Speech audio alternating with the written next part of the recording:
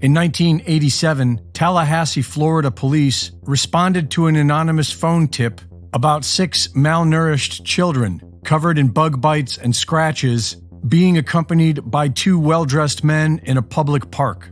The 2 men were arrested for child abuse and suspicion of trafficking children across state lines. And so the U.S. Customs Service, the Washington Metropolitan Police Department, and the FBI all got involved.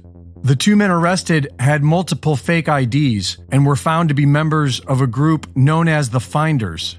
The Finders owned multiple properties in the D.C. area. The investigation of these properties reportedly found evidence of child pornography and photographs of 3 children and 3 white-robed men dismembering 2 goats.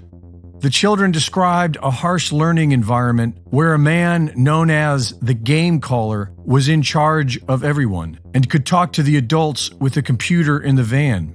One of the games they played was responding to local newspaper advertisements for babysitters, tutors, and anything else that could get them into a family's home, where they would then gather as much information as possible about the family's habits, identity, and occupation.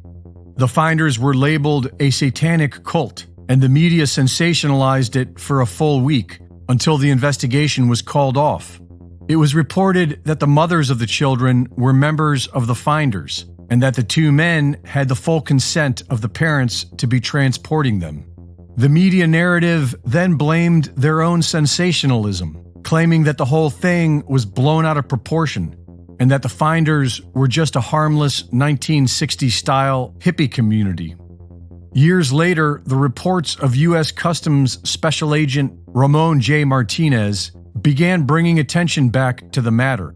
Martinez claimed that evidence included the intent to traffic children, the ordering of children from Hong Kong through the Chinese embassy, the instructions on the impregnation of female members of the Finders, and a library of books on the subjects of mind control and terrorist warfare strategy.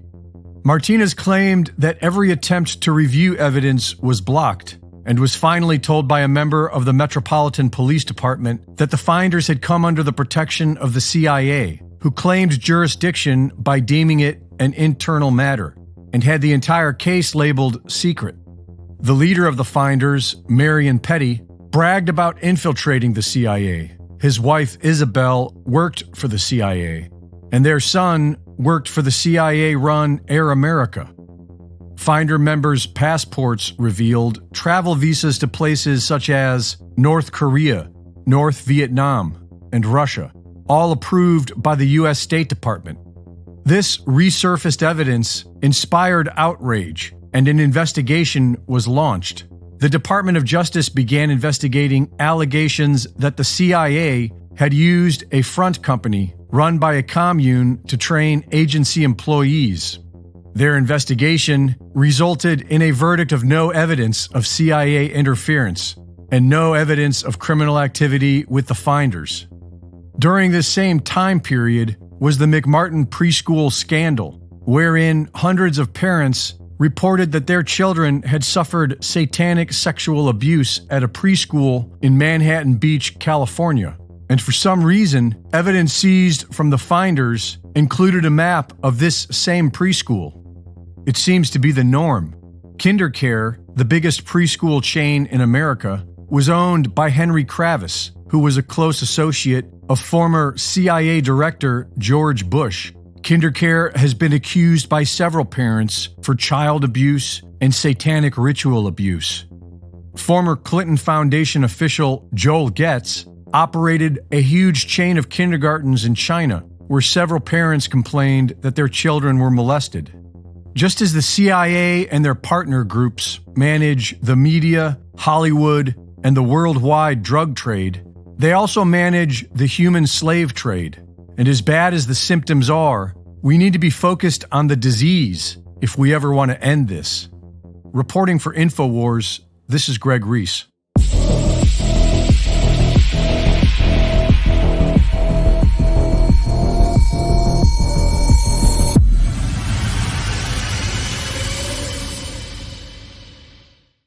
Thank you for watching the latest Greg Reese Report.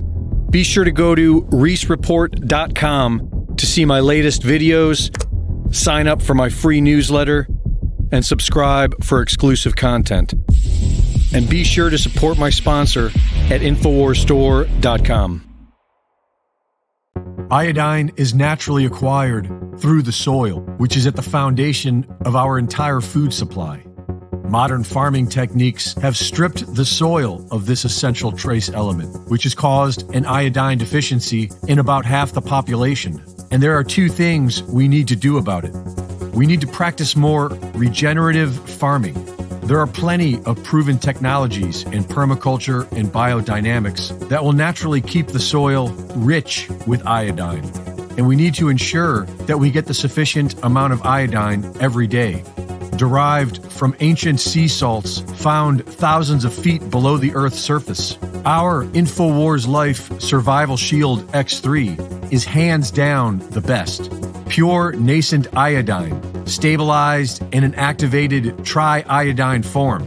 For a healthy thyroid and a healthy metabolism, get yours now at InfoWarsStore.com.